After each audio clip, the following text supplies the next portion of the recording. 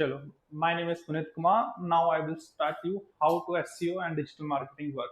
सबसे पहले मैं बताना चाहूंगा कि डिजिटल मार्केटिंग या एसईओ के लिए हमें डोमेन खरीदना पड़ता है। जैसे हम उसको खरीदते कहाँ से, उसको लिए हमारे को जाना पड़ेगा गोडैडी पे। गोडैडी पे जाके सिंपल हमने डोमेन सर्च करना है। डोमेन सर्च करना है। डोमेन जैसे हमारा कोई भी नाम हो गया, जो भी हमने ब्रांड का नाम देना है, XYZ.com, .in, .ai and .net। ये हमारे पास बहुत सारे .org एंड .tech, ये अलग अलग तरह के डोमेन्स होते हैं।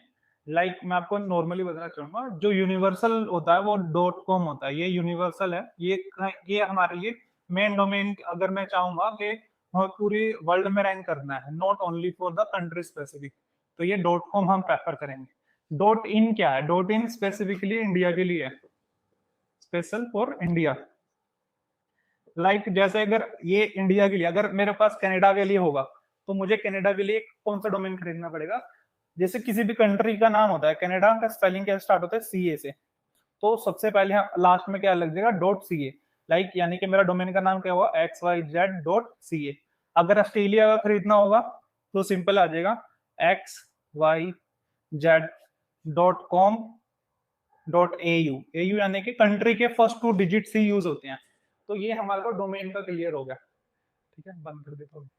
जैसे कि मैंने आपको बताया कि डोमेन के नाम के आखिरी में जो भी डिजिट आता है, जैसे कि .com, .in, .org specifically for organization, जैसे कि यूनिसेफ होगी या कोई भी हमारी इंडियन ऑर्गेनाइजेशन होगी, गवर्नमेंट होगी। गवर्नमेंट के लिए GOV भी यूज करते हैं, GOV, लेकिन आखिरी में .in आ जाता है।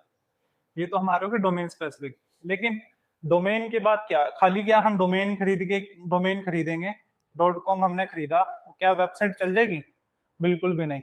उसके लिए हमें वेबसाइट के लिए पहले हमारे को सर्वर लेना पड़ेगा। उसके लिए हमारे पास ऑप्शंस होते हैं। वेबसाइट बनानी किसमें? .net में बनानी है, PHP में बनानी है, वर्डप्रेस में बनानी है, ई-कॉमर्स है, वूकॉमर्स में बनानी है, शॉपिफाई पे बनानी है।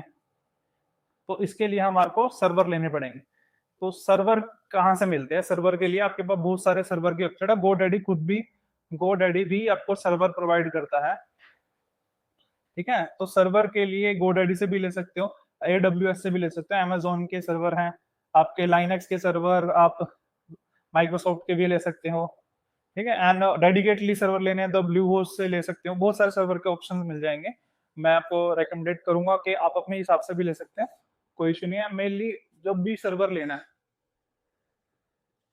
तो आपने देखना कि आपकी रिक्वायरमेंट क्या है। रिक्वायरमेंट के हिसाब से, अगर सिंपल नॉर्मली बेसिक वेबसाइट बनानी है, लाइक अ सर्विस वेबसाइट ले लीजिए, तो सर्विस वेबसाइट के लिए नॉर्मल हमारा PHP या वर्डप्रेस का इस्तेमाल करते हैं।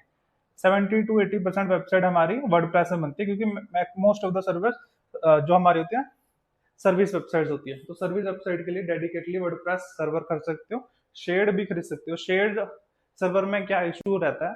शेयर्ड सर्वर जो होगा, जैसे आपका सर्वर है, सर्वर जैसे क्या है, एक CPU है, CPU में आपके जितना भी डाटा वो यहाँ स्टोर रहेगा। ठीक है, बट यहाँ अगर शेयर्ड सर्वर में ले लिया आपने, तो यहाँ आपकी वेबसाइट के साथ साथ किसी और की वेबसाइट भी होगी।